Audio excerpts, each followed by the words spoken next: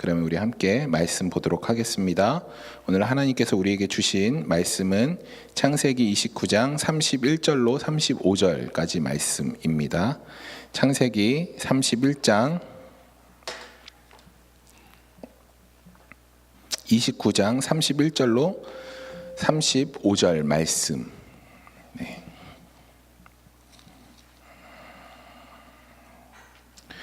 우리 교독하도록 하겠습니다. 제가 먼저 읽도록 하겠습니다.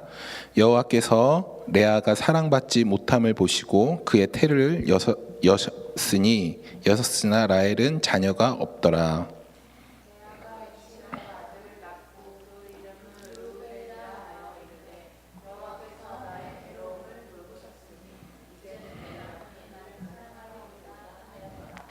그가 다시 임신하여 아들을 낳고 이르되 여호와께서 내가 사랑받지 못하였음을 들으셨으므로 내가 이 아들도 주셨도다 하고 그 이름을 시므온이라 하였으며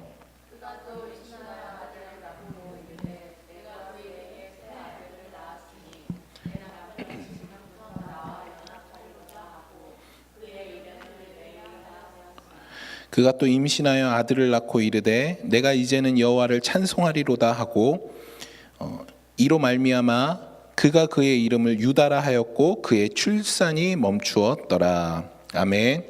아멘. 오늘은 창세기 26번째 시간입니다. 네.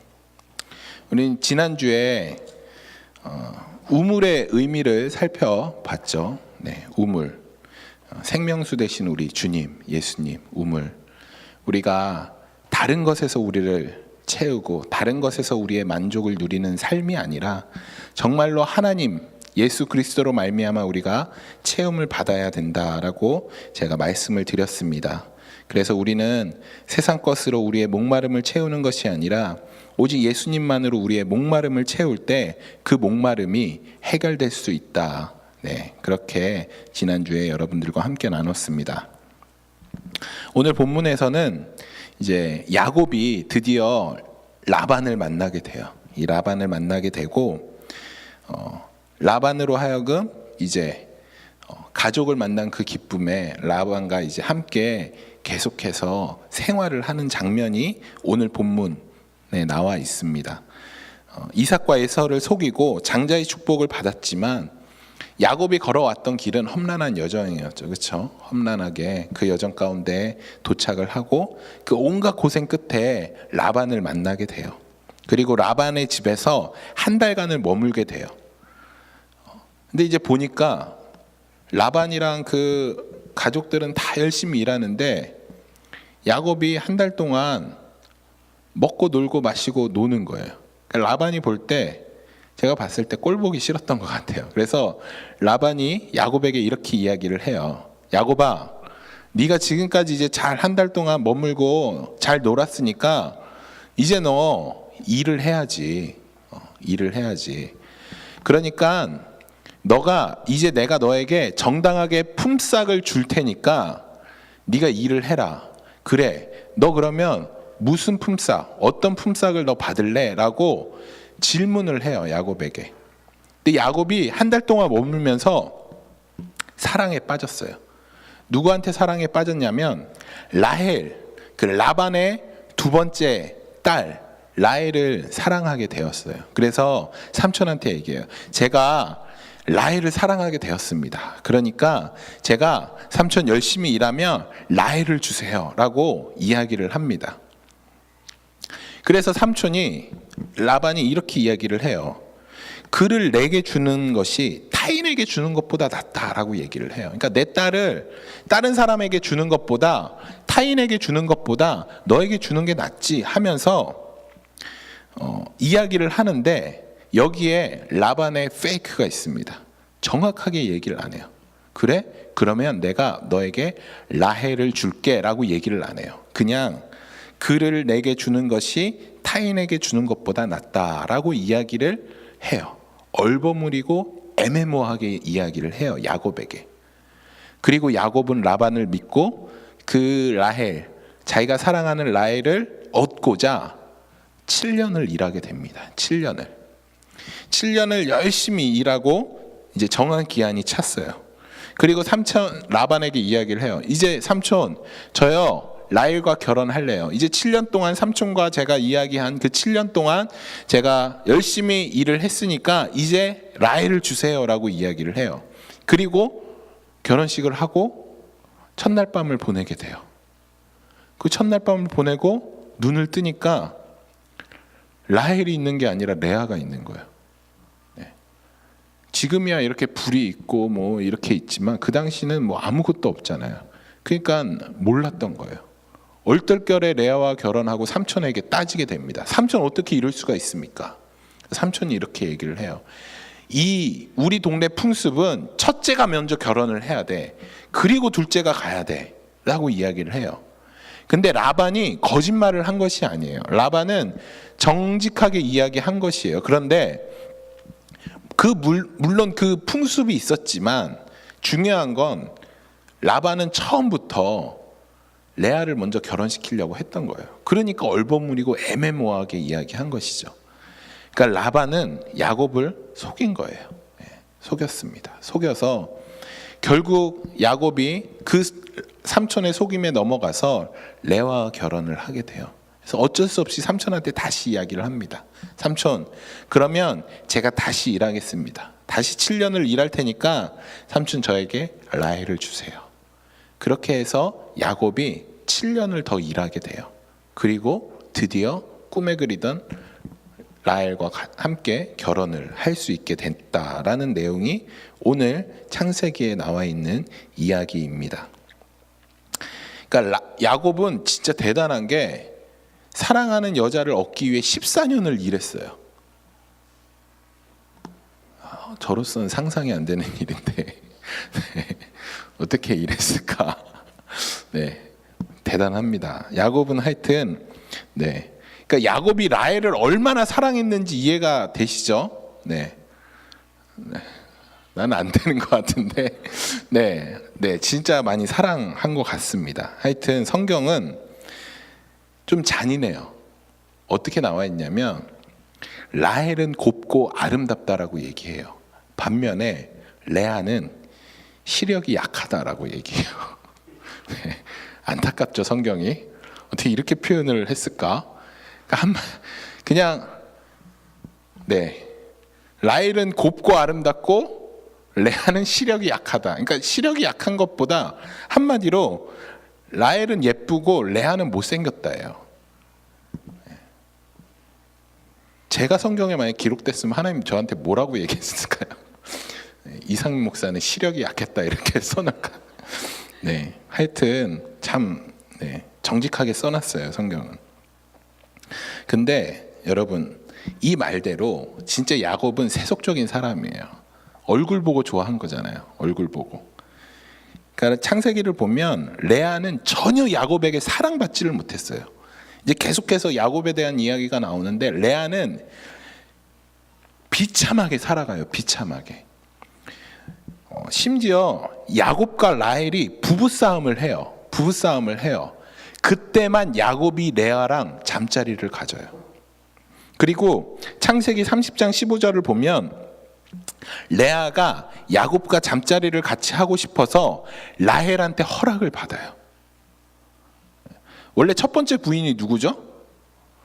속고 결혼했긴 했어도 첫 번째 부인은 레아예요. 그리고 레아가 라헬의 언니예요.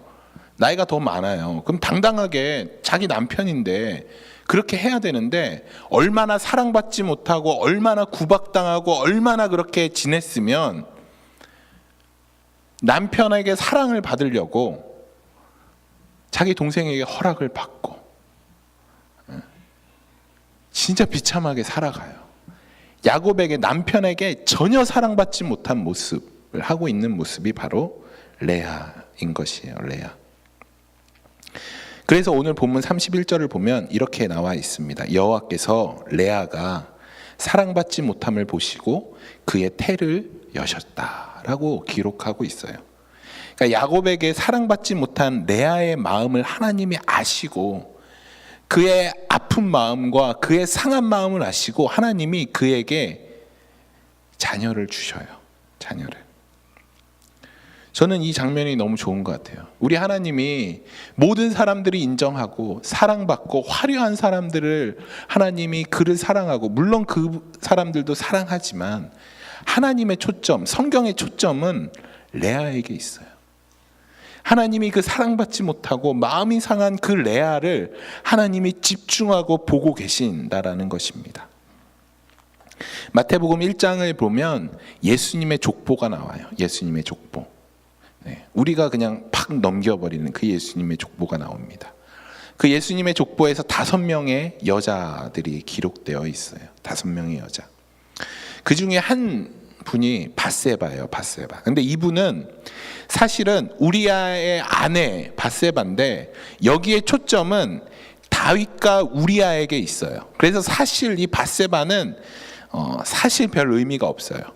여기 나온 밧세바는 우리아와 다윗에게 더 초점이 있기 때문에 사실 이 밧세바는 건너뛸 수 있습니다. 그리고 이제 4명의 여인이 나오게 됩니다. 첫 번째 나와 있는 여인이 다말이에요. 다말이 누구냐면 야곱의 아들 유다의 며느리예요. 유다의 며느리. 근데 이 당시 문화는 이제 남자가 죽잖아요. 남자가 무슨 일이 자녀를 낳지 못하고 남자가 이제 죽게 되면 동생으로 하여금 그 후손을 잇게 했어요. 근데 가슴 아프게 이 다말의 남편이 죽게 돼요. 그래서 동생으로 하여금 이 형님의 후손을 잇게 하려고, 이제 동생으로 하여금 그 형수와 함께 동침을 하라라고, 이제 그 법이 그러니까 그렇게 하라라고 했지만 동생이 그것을 거부해요. 그래서 그 동생이 죽게 돼요. 그러니까 유다가 겁이 나는 거예요. 이러다 내 아들 다 죽겠네라고 생각을 해서 그 며느리인 다말을 그냥 이 핑계 저 핑계 대고 이 다말을 그냥 모른 척하고 지내요. 이 다말은 걱정이 되는 거예요. 이러다가 우리의 대가 끊기면 어떡하나. 그래서 창녀로 변신을 해서 자기 시아버지를 꼬시고 그 시아버지와 그 잠자리를 통해서 자녀를 낳게 돼요. 이런 인생을 보셨나요? 아주 비참하죠. 비참하고 처절한 인생이죠. 그 예수님의 족보에 나와 있는 첫 번째 여인의 모습이 이렇게 비참합니다. 두 번째는 누구냐면 라합이에요. 라합이라는 사람은 여리고성 그 이방 땅에 그냥 직업을 가진 사람도 아니라 창녀의 직업을 가진 사람이에요. 창녀 기생 라합이에요. 그 여리고 사람들 입장에서 보면 이 라합은 어떤 사람이냐면 자기네 민족을 팔아먹은 매국노예요. 자기네 나라를 팔아먹고 하나님 편, 듣지도 못한 그 하나님 여호와라는 신편에 선 정말 죽어야 마땅한, 완전 진짜 쳐 죽여도 모자를 그런 인물이 바로 라합인 것이에요. 자기네 민족에게 버림받고 기생과 창녀, 이런 정말 어떻게 보면 세상에서 가장 천대받는 직업인 그 직업을 갖고 있던 라합. 예수님의 그 족보 안에 들어가 있는 그 두 번째 여인도 이런 아주 안타까운 모습을 한 라합입니다. 세 번째는 누구냐면 롯이에요. 이 롯도 이스라엘 사람들이 개돼지 취급하는 이방 여자예요. 이방 여자. 남편이 죽었어요. 남편이 죽어서 자기의 고향 모압 땅에 머물다가 시어머니를 모시기 위해서 다른 나라로 와요. 이민 생활을 해요. 이스라엘에서. 그리고 그 시어머니, 홀로 된 그 시어머니를 열심히 봉양해요. 열심히. 그렇게 기구한 인생, 기구한 운명, 정말 버림받고 천대받는 삶을 살았던 것이 바로 또 롯이에요. 그리고 마지막으로 기록되어 있는 여인이 바로 마리아. 우리가 너무나 잘 아는 마리아예요. 이 마리아는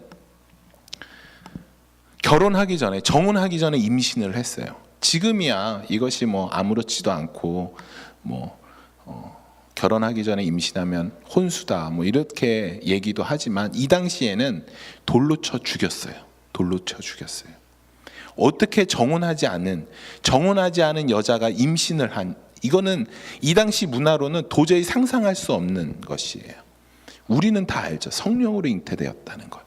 하지만 이 당시 사람들은 마리아가 어디 가서 임신하고 왔다라고 한평생 아마 마리아는 손가락질 당하고 한평생 그 수금거린 가운데 살았을 거예요. 그렇게 비참하고 그렇게 욕먹고 그렇게 세상으로부터 버려졌던 그 여인이 바로 마리아라는 것이에요. 그런데 오늘 본문에 등장하는 이 레아도 예수님 족보에 기록되어 있는 이 여인들과 같은 기구하고 비참하고 마음 상한 그런 삶을 살았던 여인 중에 한 명이에요. 아마 이 레아가 그 여인들의 시초가 된다라고 저는 생각을 해요. 세상에서 인정받지 못하고 사랑받지 못하고 천대와 멸시 가운데 살았던 이들.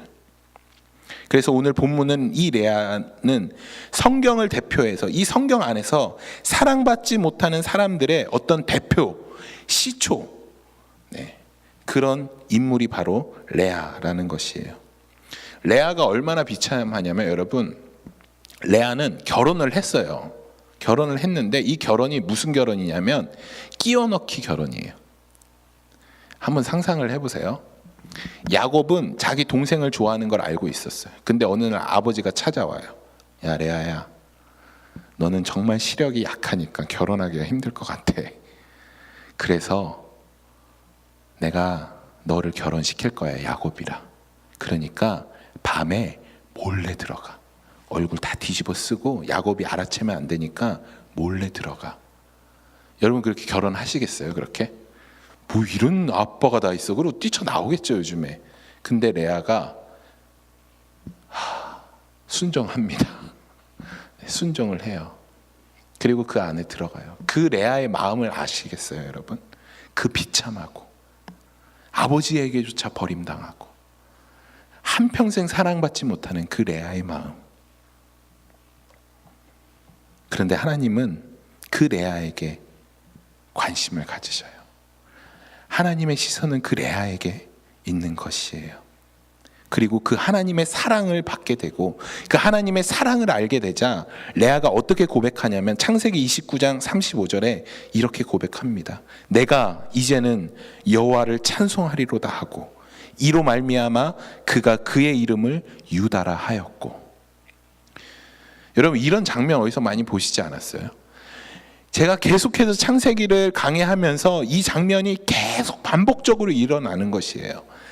아브라함이, 이삭이, 야곱이 그 흉년과 그 아픔과 상한 가운데서 그 자리에 머무는 것이 아니라 그 가운데서 하나님을 발견하고 하나님을 발견하게 되자 그들이 어디로 옮겨지죠?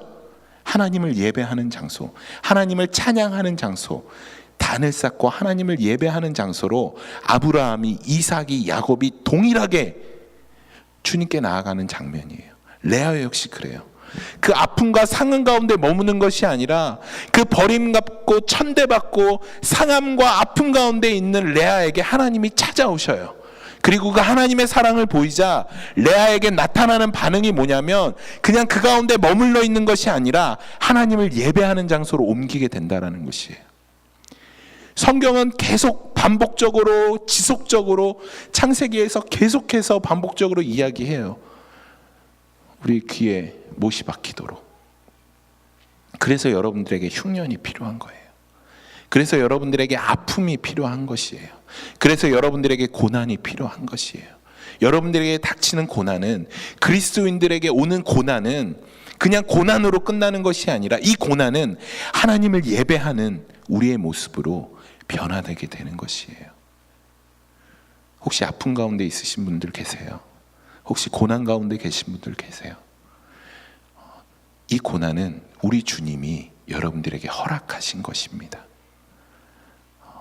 이 고난을 통해서 그냥 그 자리에 머무는 것이 아니라 여러분 분명하게 나가셔야 돼요. 어디로? 하나님을 예배하는 장소로. 저는 여러분들이 그러기를 간절히 소망합니다. 그것이 성경에서 말하는 복이에요. 우리가 부자 되고 100배의 축복을 받고 우리 자녀들이 잘 되고 좋은 직장에 들어가고 성경은 이것을 복이라고 얘기하지 않아요. 제가 장담해요. 이 성경 안에서 그것을 복이라고 이야기한 것은 단 한 구절도 없어요. 단 한 구절도. 하나님, 이 성경에서 복이라고 얘기하는 것은 고난을 복이라고 얘기해요. 네.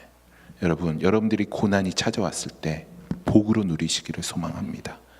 그것이 왜 복이냐면 우리를 예배할 수 있는 자리, 하나님께 영광 돌릴 수 있는 자리로 옮겨주기 때문인 것입니다. 여러분, 한번 보셔요. 우리 지금 레아, 그리고 다말, 라합, 롯, 마리아를 어느 누가 불쌍하다라고 얘기해요. 어느 누가 저주받았다라고 얘기해요. 그렇게 기구한 인생을 사는 그 사람들을 향해서 우리가 어느 누가 그들을 저주받았다, 불쌍하다 얘기해요. 우리 어느 누구도 그렇게 이야기하는 사람 없습니다. 오히려 그들을 향해서 우리는 복받았다라고 이야기해요. 여러분, 여인의 이름이 족보에 오를 수가 있나요?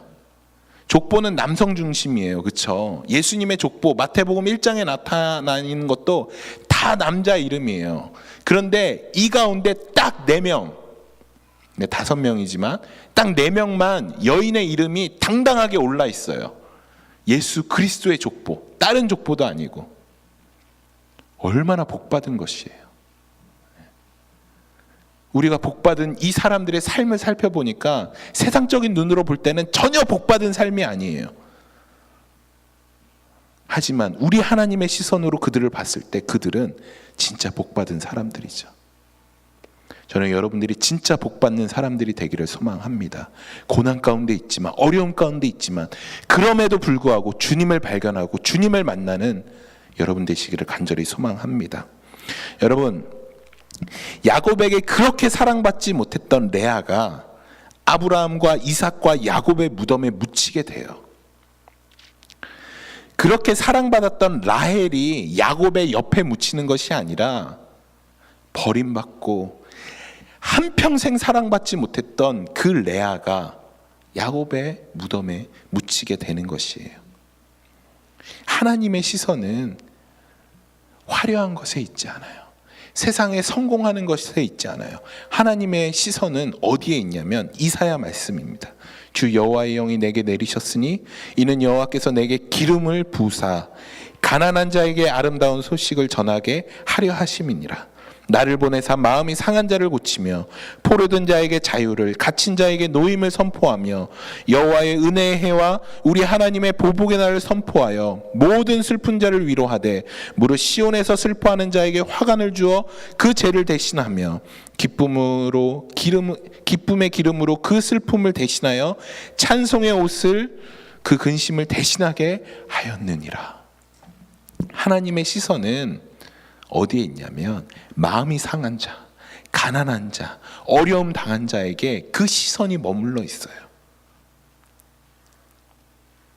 그래서 우리 하나님은 마음이 상한 자의 하나님이에요.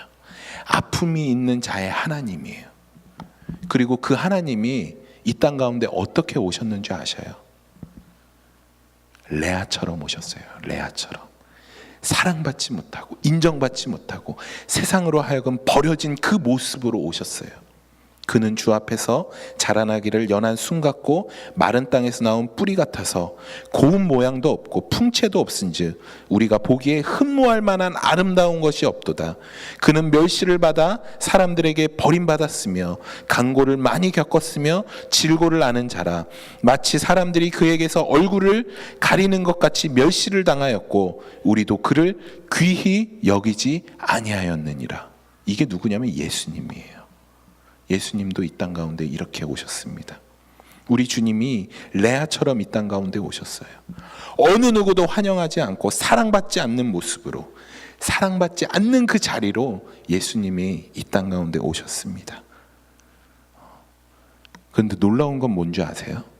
놀라운 거는 그렇게 사랑받지 못하고 영광받지 못하고 가장 천대받는 자리로 오셨던 그 예수님을 우리 하나님이 어떻게 하시냐면 빌립보서 2장 9절 말씀에 모든 이름 위에 뛰어난 이름을 주사 하늘에 있는 자들과 땅에 있는 자들과 땅 아래 있는 자들 모든 무릎이 예수 그리스도 앞에 꿇게 하시느니라.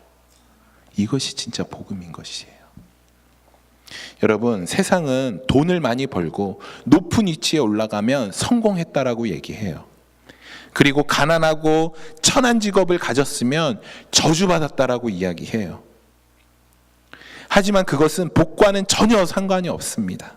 복은 비록 천한 자리에 있지만, 멸시받는 자리에 있지만, 하나님과 함께하는 자리에 있을 때 그것이 복받은 인생이고 우리는 복받았다라고 이야기할 수 있어요. 여러분, 복받으셨어요? 여러분, 우리 주님과 함께하고 계신가요? 우리의 시선도 이 시선을 갖고, 하나님의 시선을 갖고 사람들을 대해야 할 것입니다. 여러분, 이렇게 멸시받는 레아에게 누가 태어나는 줄 아셔요? 이 레아에게 레위가 태어나요. 레위. 네, 처음 들어보시죠? 네, 레위는 누구냐면 후에 이 레위가 한 지파를 이루어요. 가문을 이루어요. 그래서 우리는 그것을 레위 지파라고 이야기해요. 이 레위 지파의 역할은 뭐냐면 성전에서 하나님의 일을 감당하는 자들이에요. 이 레위 가문, 레위 지파들은 모두 다 성전에서 일하는 사람들이에요. 다 목사예요. 목사. 쉽게 이야기하면 그 일을 감당하는 것이에요. 그리고 백성들을 위해 하나님께 제사하는 거룩한 성직, 거룩한 일을 감당하는 자들이 바로 이 레아를 통해서 나오게 돼요. 우리의 모습이 딱 레아 같아요. 절대 하나님을 찬양할 수도 없고 절대 하나님과 함께할 수 없는 우리지만, 하나님이 그런 레아 같은 우리를 하나님을 찬양할 수 있는 사람들로 불러주시고 사용하여 주시는 것이에요. 그리고 우리와 같은 사람들에게 하나님은 영광 받으셔요. 영광 받으셔요. 더 나아가 이 레아에게 누가 태어나는 줄 아시나요? 바로 유다가 태어나요. 이 레아를 통해 유다를 나게 하셨고, 유다를 통해 다윗이 나오고, 다윗을 통해 누가 나오냐면 예수 그리스도가 나오게 되는 것이에요. 죄로 가득한 우리에게 우리 주님이 뭐라고 말씀하시는 줄 아셔요? 레아 같은 우리에게 우리 주님이 뭐라고 말씀하시냐면, 계시록 말씀에 볼지어다 내가 문 밖에 서서 두드리노니 누구든지 내 음성을 듣고 문을 열면 내가 그에게로 들어가 그와 더불어 먹고 그는 나와 더불어 마시리라. 네, 감격적이지 않나요? 레아 같은 우리에게 우리 주님이 내가 문 밖에 서서 문을 두드리니 너가 문을 열면 레아 같은 너라고 할지라도 내가 너와 함께 더불어 먹고 마시겠다라고 우리 주님이 말씀하고 있는 것이에요. 비록 사랑받지 못해 아픔을 가진 레아였지만 하나님께서 그녀를 긍휼히 여기시고 사랑하시고 품으시고, 그래서 그녀의 자손을 통해서 하나님을 예배하는 자가 나오게 하시는 것이에요. 더 나아가 예수 그리스도가 나오게 하시는 것입니다. 그것처럼 죄로 가득한 우리를 하나님은 긍휼로 품으시고 더 나아가 우리와 연합하겠다고 말씀하시는 것이에요. 레아 같은 우리에게. 저는 이 사실을 여러분들이 정말 실감하셨으면 좋겠어요. 계시록 말씀처럼 우리가 문만 열면 하나님 앞에 감히 고개조차 들지 못하는 우리가 주님과 연합할 수 있다라는 것이에요. 여러분, 세상은 순위를 많이 매겨요. 그렇죠? 좋은 대학 순위, 좋은 직장 순위, 심지어 외모 순위도 매겨요. 외모 순위, 부자 순위, 수많은 것에 다 순위를 매겨요. 이 순위에 의해 우리의 삶도 결정이 돼요. 몇 등 인생, 몇 등 삶. 순위가 내가 그렇게 생각하지 않으려고 해도 그런 순위가 매기죠. 상류층, 중산층, 하류층, 이런 순위가 그냥 자연적으로 계속해서 이 세상은 매겨지고 있습니다. 그런데 하나님의 눈, 하나님의 시선은 달라요.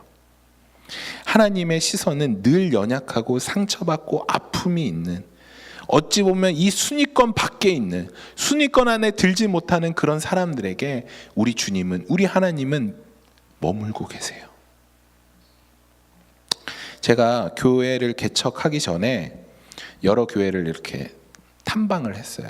이렇게 여러 교회를 다녔는데 그 중에 이제 가장 기억에 남는 교회가 저 브루클린에 있는 터버너클 철치예요. 네. 그 교회를 갔는데 너무 좋더라고요. 그 교회는 이제 흑인들 중심의 교회예요. 그러니까 빈민가 이런 못 사는 흑인들을 위해서 개척된 교회예요. 엄청 크더라고요. 갔는데 대부분 한 7, 80%가 흑인이었어요. 근데 실제로 그렇게 목사님이 말씀하시더라고요. 이번 달에 페이먼트 하게 하신 거 감사합니다. 설교 시간에 그렇게. 그러니까 대부분이 잘 살지 못하는 어려움 가운데 있는 그런 사람들이었더라고요. 근데 이제 설교가 끝났는데, 설교가 끝나고 그룹을 지어서 서로 축복기도 하는 시간을 갖게 하더라고요. 근데 이제 제가 그때 오랜만에 이제 뉴욕 간다고 한껏 멋을 부리고 향수도 뿌리고 멋지게 하고 갔거든요. 머리도 쓸어 넘기고. 그런데 거기 있는 분들 보니까 다 옷에서도 냄새가 나고, 옷도 거의 그냥 홈리스 수준의 그런 옷들을 걸치고 다 예배에 많은 분들이 참석했어요. 그리고 그런 기도 시간이 되자 제 주변으로 사람들이 이렇게 모였어요. 그런 분들 점점 다가오는데 냄새가 점점 진해지는 거예요. 그런 분들이 저를 이렇게 함께 이렇게 모여서 기도를 하는데 세상의 밝은 얼굴로 저를 엄청나게 축복하더라고요. 막 그냥 온갖 그 축복의 언어로 저를 막 침을 튀기면서 축복을 해줘요. 너무 환한 얼굴로. 제가 그 모습을 보면서 너무 감동이 되는 거예요. 아, 저 사람한테는 겉으로 차려진 것이 아무 상관이 없구나. 저 같았으면, 제가 만약에 그런 처지였다면 주눅 들었을 것 같아요. 아, 저 사람은 되게 이렇게 멋지게 하고 왔는데 내가 어떻게 감히 저 사람을 축복할까? 그러면서 그 사람을 피했을 것 같아요. 근데 그 사람들은 제가 어떤 사람이고 어떤 것이 아무런 상관이 없이 그냥 그들이 할 수 있는 하나님이 주신 그 축복의 언어로 저를 축복하는 일이었어요. 너무 멋있더라고요. 저는 겉으로 보여지는 것에 주눅들지 않았으면 좋겠어요. 하나님께서 주신 힘과 능력으로 다른 사람들을 마음껏 축복할 수 있는 그 권세를 누리는 우리가 되었으면 좋겠어요.